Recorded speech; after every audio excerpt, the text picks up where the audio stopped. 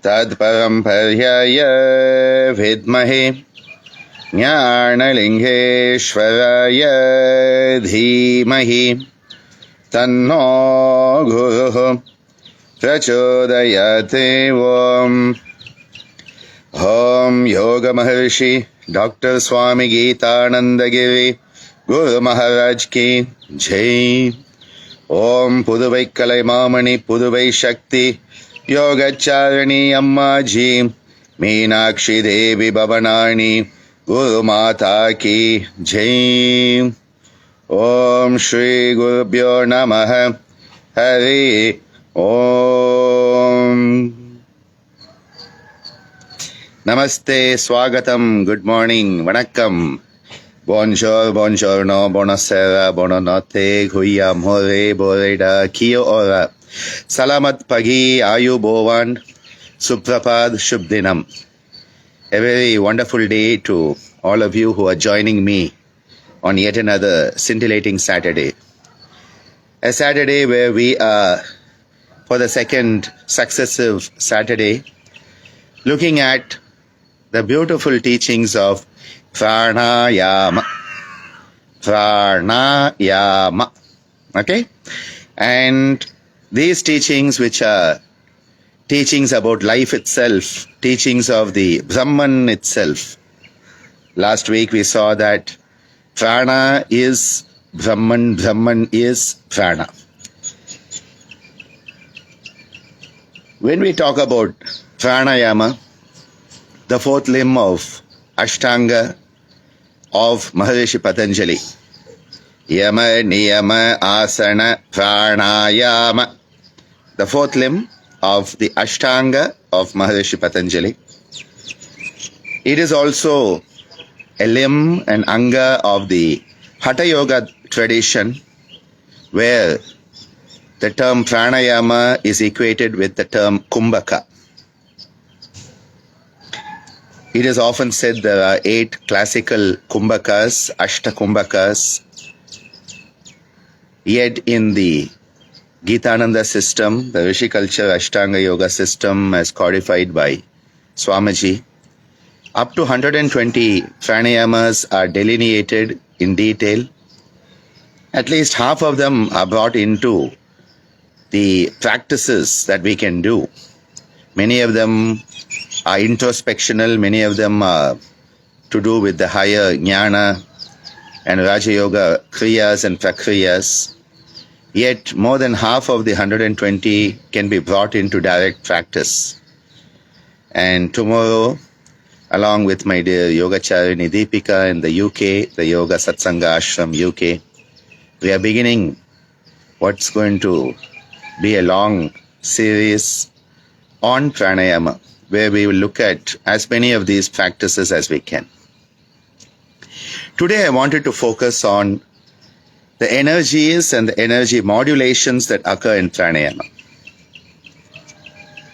When we talk about Pranayama, we are talking about a methodology through which we can enhance our sensitivity and sensibility, our experiential awareness of that Prana Shakti. Prana is the Shakti. And when we talk about energy, it is good to remember that the energy that is there in all of us, you, me and everyone, is the same energy that was there at the Big Bang. So whenever you want to date yourself, now when you are young you want to be older than you are, and as you grow older you want to be younger than you are. But if you want to date yourself, and if you are very old, you may need carbon dating, where they find out how old things are using the decay of the carbon atoms. But if you really want to date yourself, how old are you? How ancient are you? Well, you, me, we are all as old, energetically speaking, as the Big Bang itself. So the energy that was there at the time of the Big Bang is the same energy that is in you, me, and all of us. This is a very important concept to understand, because energies are constantly in a process of flux. Energies are constantly in a process of transformational manifestations. So one of the examples is the example that we can always go back to physics, because physics, metaphysics and spirituality have a lot in common. People often try to separate science and spirituality, but science and spirituality have to go together. One eye is science, one eye is spirituality, because spirituality without science can often lead to superstition and blind belief. Science without spirituality can lead to destruction. So we need to understand one eye, just as my right and left eyes enable me to have a beautiful three-dimensional binocular vision. I think we need science and spirituality to go together, our right and left eyes of our perspective, giving us that beautiful perspective of the universe itself. So in physics, there's a beautiful concept with energy, which is of potential energy and kinetic energy. And this is a beautiful concept when we think about the energy of prana. So the energies of prana, when we want to understand them, sometimes the energies of prana are potential, wherein you may not be able to directly observe them or experience them because they are in a state of potentiality, as opposed to other times when they are in a state of kinesis. Kinesis means movement. Visible, externalized movement is kinesis. So, kinetic energy is the opportunity for us to experience the energy in its manifest form. So you have potential energy, sort of the hidden form, the obscured subtle form, and then you have the manifest form, which is the kinetic. So potential, kinetic.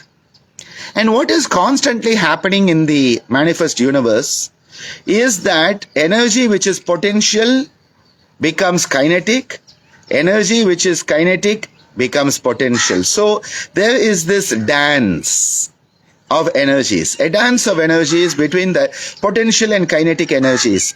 Potential becoming kinetic, kinetic becoming potential, potential becoming kinetic. But the sum total of potential plus kinetic will always be the same. Energy can neither be created nor destroyed. The sum total of the energies are always going to be the same. And this is why when we understand pranayama as energy work that is happening through the use of the breath. So it is not breathing exercise, okay? It is work with the subtle energy called prana, utilizing the medium of the breath. And for that you need the mind. Like we said like last time, mindless pranayama is not pranayama, it's breathing exercise. Mindless yoga is not yoga, it is physical exercise. Mindless living is not living, it is survival. This is where the mind has to come in. Mindfulness has to come in, and the mindfulness has been part of yoga since the first moment that yoga manifested, okay? So it is not this new idea that has come in the West where mindfulness is the big industry. Mindfulness has always been part of Eastern traditions. Let us not forget that. Where the mind goes, the energy flows. Yato mana tata prana. Yato mana tata prana. Where the mind goes, there the energy flows. There she blows, Moby Dick, where the whale, the white whale would come to the surface, and there she blows, and they run after her. Yato manat tata prana, where the mind goes, there the energy flows. And this is why, in the practice of pranayama, if we are to understand the energy modulations that are occurring in this magnificent practice, we must be mindful. We must be full of mind, not mindless. Mindfulness, being full of mind, which means being in the present moment. Being in the present moment, the eternal now, the beautiful kshana that Maharishi Patanjali talks about, kshana, the moment. We need to be in the moment. And this is why in the practice of pranayama, it doesn't matter which variation of pranayama you are doing. You need to be in the moment. You need to be mindfully aware of what is happening. Otherwise, it is not pranayama. It's breathing exercise or vayu yama, if you want to call it that. When we are looking at pranayama, the whole goal, so to speak, is to experience this energy. The first thing is you have to become aware of it. So let's say the first part is becoming aware of prana. The second thing is to experience prana. And then you begin to see how you can modulate this prana in your system. First you have to know that it exists. Then you have to know what it is by experiencing it. And then you start to modulate it. The modulation is guided by the mindfulness. So coming back, a step back. Prana is this universal cosmic energy. That universal cosmic energy of prana comes into the individual with the first breath of life. And that universal energy of prana starts to manifest through that individual. Individual means that which cannot be divided further. Indivisible is individual. So that individual with the first breath of life, the prana comes into that being and the individual is born. Now this individual now has prana that is enabling everything to happen in that individual. So one is the universal prana. The second is the prana that is there in the individual. And then the prana in the individual starts to be used for different functionalities, different physiological functions and reflexes. And that is where that prana that has come into the individual now starts to be utilized and is known by the way it is utilized. So that prana which is helping respiration in the heart center, the hridi, it becomes prana. And this is why people get confused. Because now I have talked of three types of prana. One is the universal prana, one is the individual prana, and then there is a prana vayu which is prana. And so people get confused. Which of these pranas are you doing ayama? Well, the answer is all of them. Because yoga is wholesomeness, not reductionist at all. Reductionist yoga is not yoga. Again, remember that. Wholesomeness is what yoga is. Purna Swarupa of yoga. So when we are working with the process of respiration, we are working with the prana that is enabling respiratory functionality to occur. So that is that prana vayu, prana. So when you are working with that prana vayu, prana, the individual jiva prana, the jiva prana, which is the individual prana, it starts to also be modulated. So you are beginning to modulate through your mindfulness, through the respiratory process which is connected to the pranavayu called prana. You are beginning to modulate somatopsychic. Remember, in asana we talked about psychosomatic and somatopsychic. Same thing here. We are using what we have. What do we have? We have the capacity to mindfully change the way we breathe. Yes, we can do it. Most people don't know that. Most people are caught in the survival mode where the brain stem, the pons medulla, midbrain, that will tell you how to breathe. And you keep on following its commands. Breathe in, breathe out, breathe in, breathe out. And you live a life of survival mode. Suddenly, when you come into yoga, yoga is all about awareness. Yoga is all about mindfulness. Yoga is all about enhancing the power of choice. The power of choice, that is the superpower of being human. And you change the way you breathe. Your mind has been used to influence a function that is semi-autonomous. You have used that window of opportunity into the autonomic nervous system. The autonomic nervous system is one that is supposed to be automatic. Yet there is a window, there is a loophole in that law. And the yogis found that loophole. They said, there is a window of opportunity by which you can influence your autonomic activity. What is that window? You take back the control over how you breathe. You take the control away from the brain stem and you bring it to the prefrontal cortex, ventromedial prefrontal cortex, ventromedial, towards the face, medial towards the middle, prefrontal cortex, prefrontal cortex, prefrontal cortex. That is why we put this here. It's not face paint. It's not to make us look better or worse. I always look incomplete if I don't have my bindu opened. Aprakasha bindu has to be here and Ajna bindu is here. Bhrumadhya and Ajna bindu. This is where you have the prefrontal cortex. Where is it?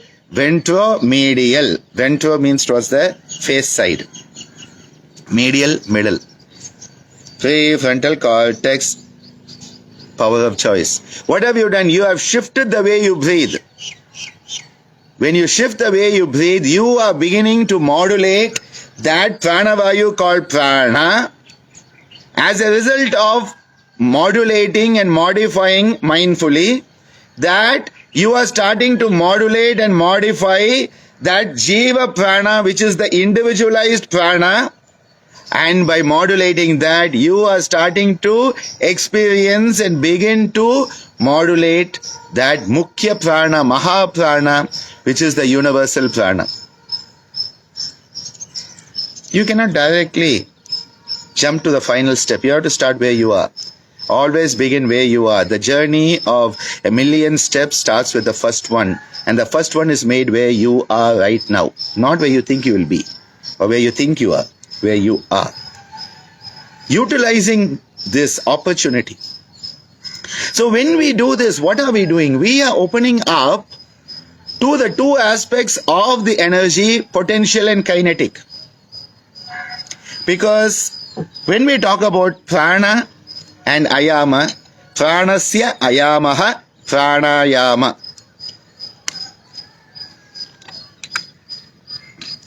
People are always like, you are expanding prana, you are elongating prana. What I said last week is we are enhancing our experiential awareness of prana. We are enhancing our experiential awareness of prana through the process of pranasya ayamaha pranayama. And what are we doing when we do this? We are starting to understand there are 4 ways the breath can be modulated. One is the inspiration, breathing in. The second is after breathing in, you can choose to hold your breath. It's called kumbhaka. Like something is held in a pot, you're holding that prana inside you. Kumbhaka. So, puraka is where you are bringing the energy in. The breath is coming in. With the breath, you are starting to be mindful of the flow of the prana through the breath. It becomes puraka. So, puraka is not just any inhalation. It is when there is mindfulness of the prana with the inhalation. It gets upgraded. It gets upgraded to puraka. Puraka, which is inspiration with awareness of the prana. You then hold the breath in. It's called kumbhaka or antara kumbhaka. Antara means within. You can then experience the flow of the prana as it moves out, which is called rechaka. Rechaka is when you are experiencing the flow of the prana with the out breath, the exhalation. And then after that you can experience what it is when there is a state of vacuum, and that is called shunyaka in our tradition. Very beautiful term, shunyaka, where the experience of that state of nothingness, the state of vacuum. Because what have you done? You have breathed out. That exhalation, which is the rechaka, is followed by what is called shunyaka, or sometimes people use the word bahya kumbhaka. So you find the term puraka, kumbhaka or antara kumbhaka, rechaka, bahya or bahira kumbhaka, bahya kumbhaka and shunyaka. So there are 4 processes. In, held in, out, held out. So this inhalation, and then what do? You are suspending.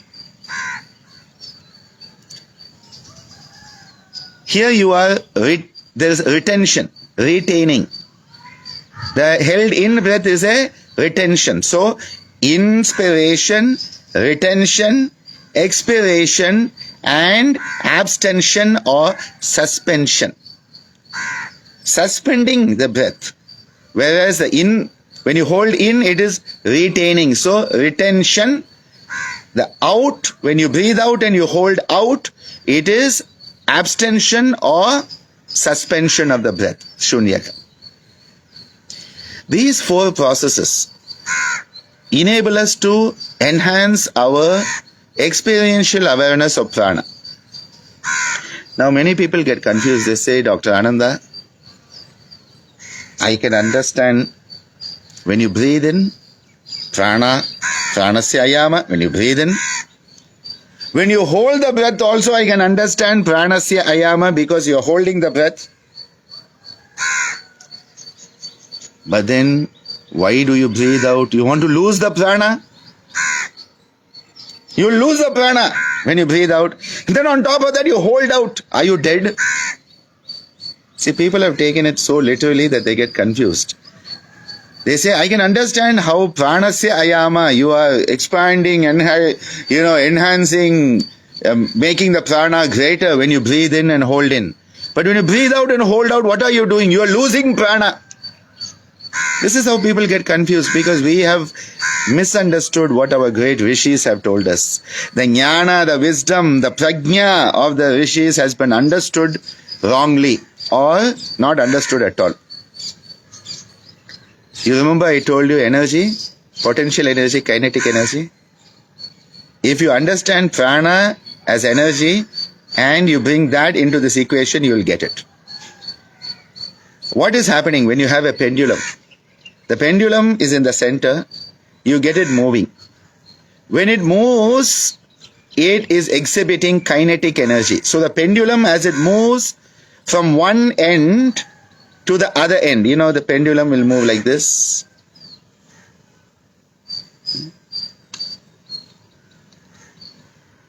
That's the pendular movement. Yeah. When the pendulum is moving, when it is moving from one end to the other end, the process of movement is where kinetic energy is understood and experienced. At the 2 ends, this end of the pendulum and this end of the pendulum, it is the state of potential energy.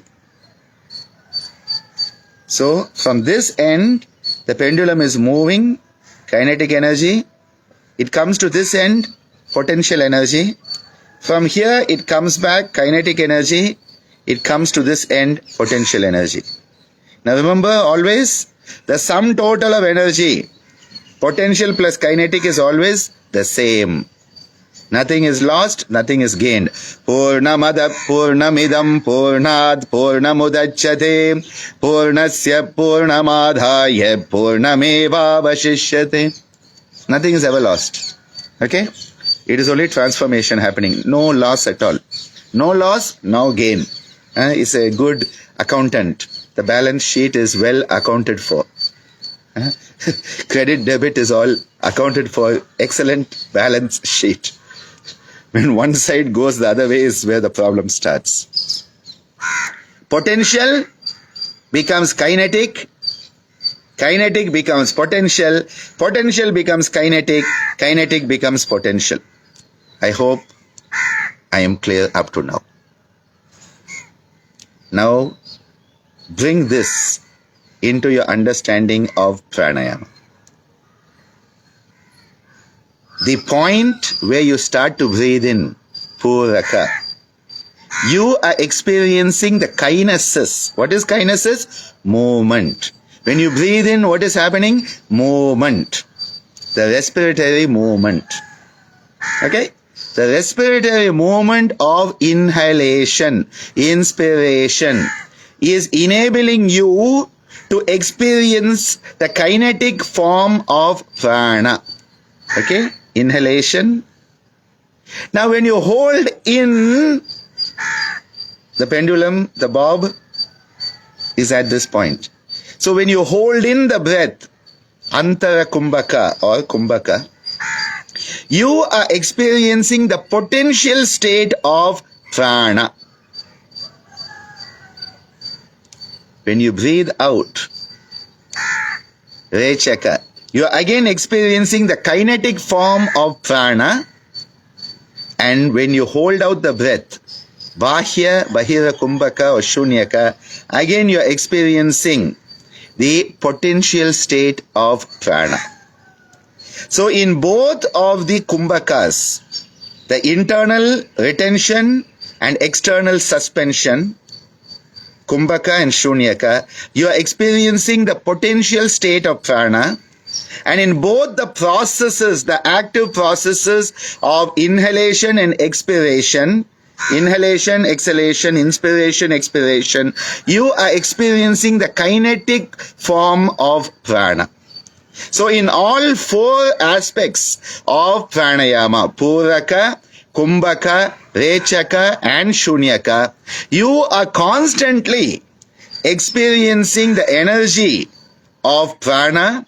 You are understanding how it is being modulated and modified from the state of potential to kinetic, kinetic to potential, potential to kinetic, kinetic to potential, and you are starting to experience all of this, and you are growing in your experience. You are enhancing your experience of prana as that wholesome, holistic experience of Purnam. So when you breathe out, you are not losing prana. When you breathe out and hold, you are not without prana. Because it is an experience of that state. How this is happening, and this is why when we use the pranayamas, such as Sukha Purvaka in this tradition, in the Sukha Purvaka pranayama, we breathe in, we hold, we breathe out and we hold, all of it for the equal duration. So if you are breathing in for a 4 count, breathe in 2, 3, 4, hold 2, 3, 4, breathe out 2, 3, 4, hold out 2, 3, 4.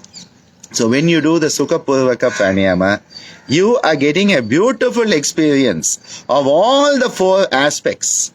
All the 4 aspects of pranayama, understanding the potential and the kinetic forms of prana through the process of inhalation, retention, exhalation and suspension.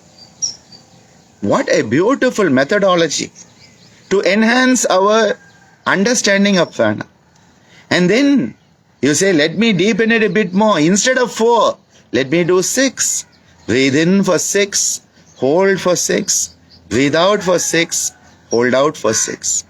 Breathe in for 8, hold for 8, breathe out for 8, hold for 8. Whatever it be, you are expanding constantly this experience of how that prana is being modified and modulated with your breath. Every time you breathe in, you're experiencing. Every time you breathe out, you're experiencing. When you hold in, you're experiencing. When you hold out, you're experiencing. What marvelous, genius scientists our rishis were, who understood this unconscious activity, this automatic activity that is governed by your brain stem in survival mode, how you can move out of it by taking charge of your own life, by changing the way you breathe. The moment you change the way you breathe, you change the way you live. Because suddenly, the prana comes into each and every aspect of your life. Every aspect of your life has that happening. And yes, Soundarajan, that's a beautiful one. The sea waves coming towards the shore, they touch the shore, and then they go back into the sea, and they touch the sea. The same experience is happening. And that is why when you do pranayama sitting on the seashore, it's going to be double the experience, and double bonanza will be there. Because you start to get that. What a beautiful experience starts to come into us. What is this different energies that we are understanding at this point? You see, with each inspiration, inspiration, the spirit comes in. In Pondicherry, you have to be very careful when you talk about spirits. Pondicherry is famous for spirituality, and also the spirits that people come to drink here on weekends. Weekend tourism in Pondicherry is all about dual spirituality. The spirituality of the spirit and the spirituality of the spirits that you drink. The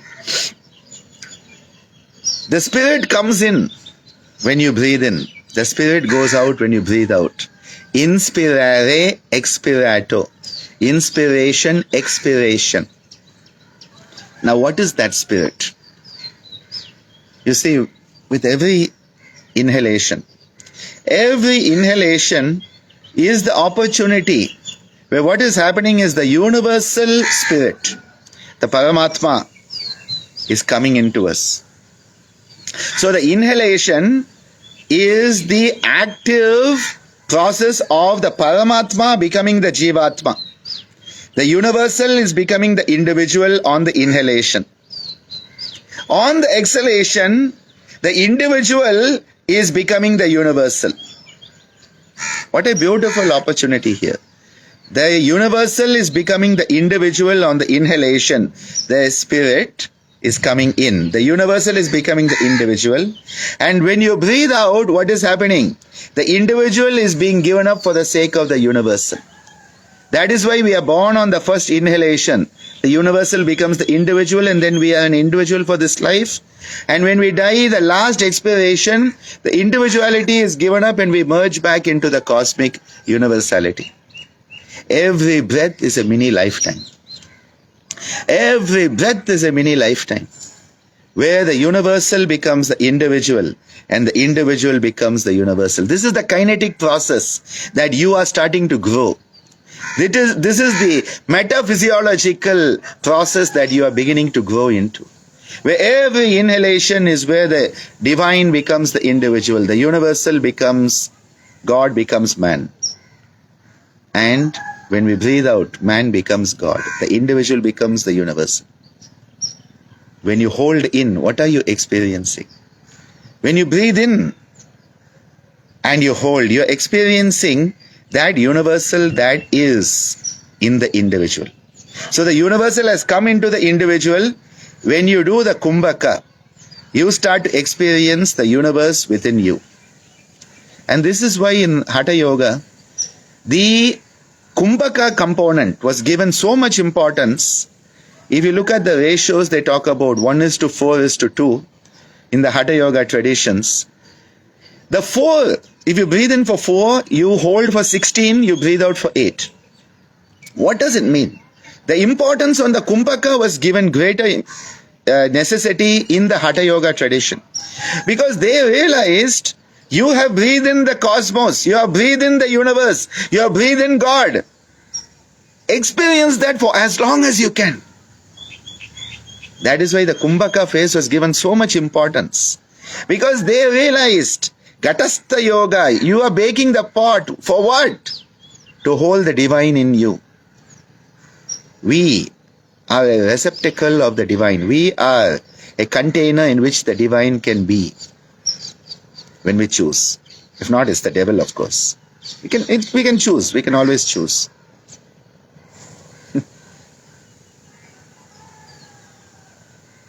Every moment's a moment of choice. Every moment. Every breath is a breath of choice. When we breathe in, that universal is coming into the individual. When you hold the breath here, what are you doing? You are experiencing what it is to be an individual having the whole universe within you. Now what happens? You breathe out. The individual is becoming the universal. And now when you hold out, you are experiencing the individual in the universe itself. You are understanding your place in the universe. And that is why when you breathe out in that state of shunyaka, you realize how insignificant the individual is when we look at the universe. We realize that all this maya, all this ego, all this sense of me is actually nothing. The individual pales into insignificance when compared with the universal. The same concept that Patanjali told us in asana, Ananta Samapatibhyam. You contemplate the infinite and you realize, why are you worried about all the dvandvas? Same thing here. When you breathe out, the individual has become the universal, and in that state of shunyaka, bahya, bahira kumbhaka, you are experiencing what it is to be the drop in the ocean. You realize how every drop is contributing for the ocean. When you breathe in, is the ocean becoming the drop. In the state of Antara Kumbhaka, the drop is experiencing the ocean within itself. As you breathe out, the drop is returning to the ocean. And as you hold the breath out, the drop is experiencing itself with the perspective of the ocean. The ocean becoming the drop becoming the ocean. And in between, understanding as we are a drop that we are not just a drop, we are the universe itself.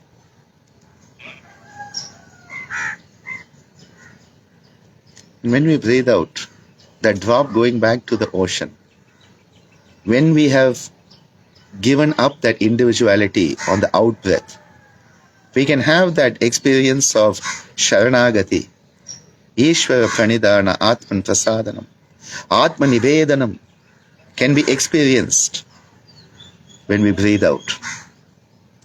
Hence, the importance on breathing out.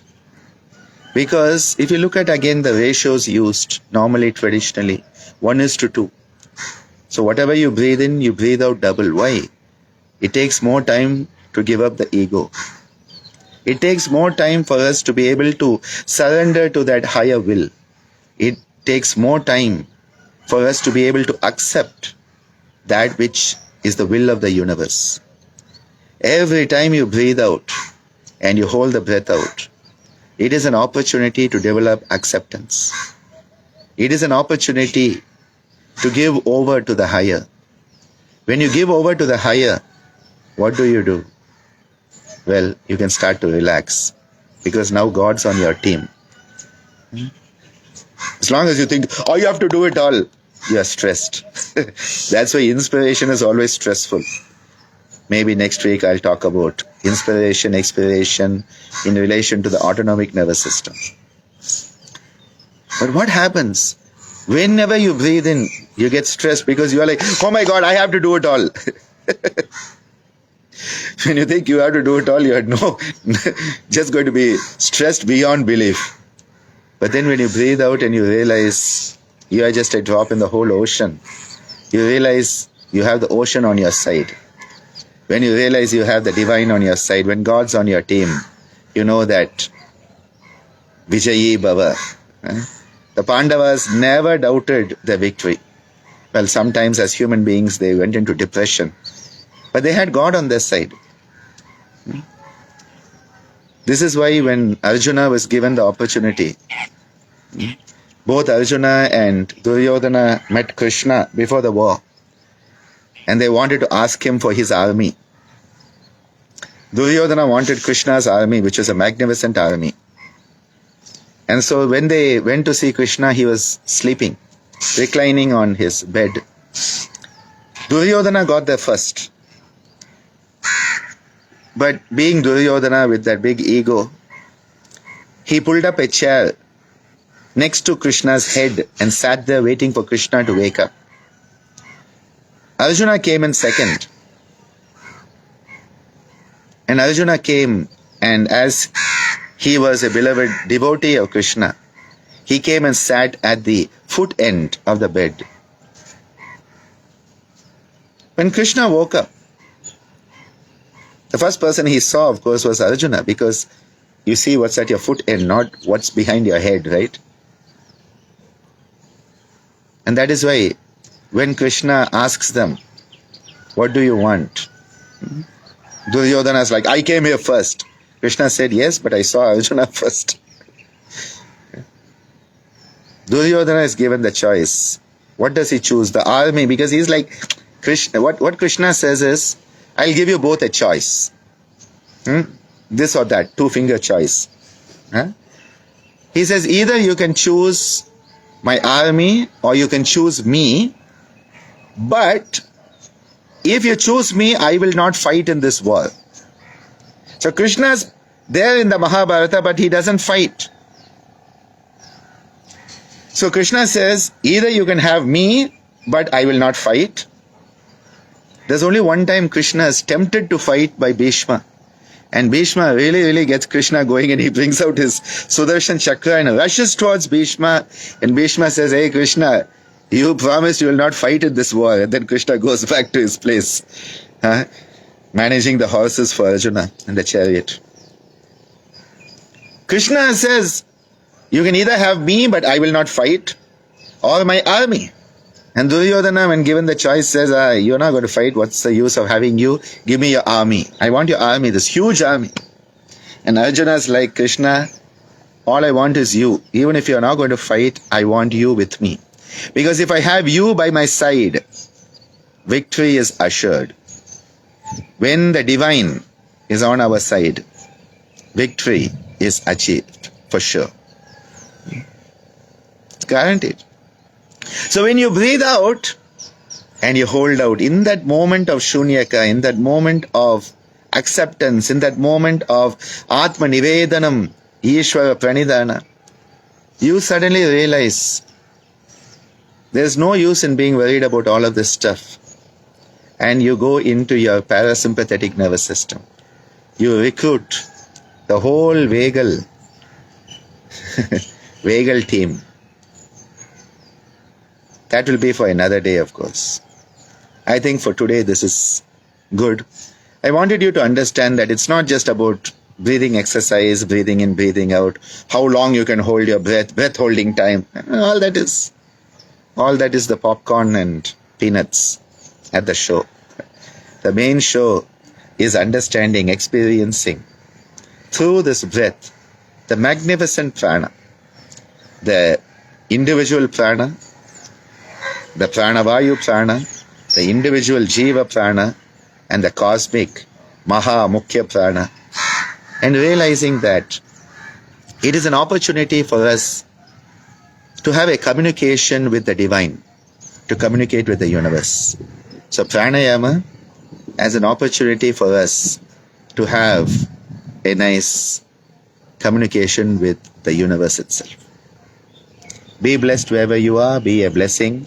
Have a wonderful day, a wonderful week, and see you again next week with some more. And to remind those who are still interested, just remember tomorrow Deepika and I are starting this Pranayama course, which is going to be over 1 to 2 years, and it's going to be on one Sunday a month, with other Sundays a bit of practice, an opportunity to dive deep into these teachings. So please contact Deepika and join us if you are in a position to join us. And if not, there will always be another time, because we will never stop offering these teachings, because to care is to share. And caring and sharing in a loving, compassionate, empathic manner, that is what being human is all about. Dhanyavadaha. Thank you so much. Ayushman Bhava, Ayu Bhovan.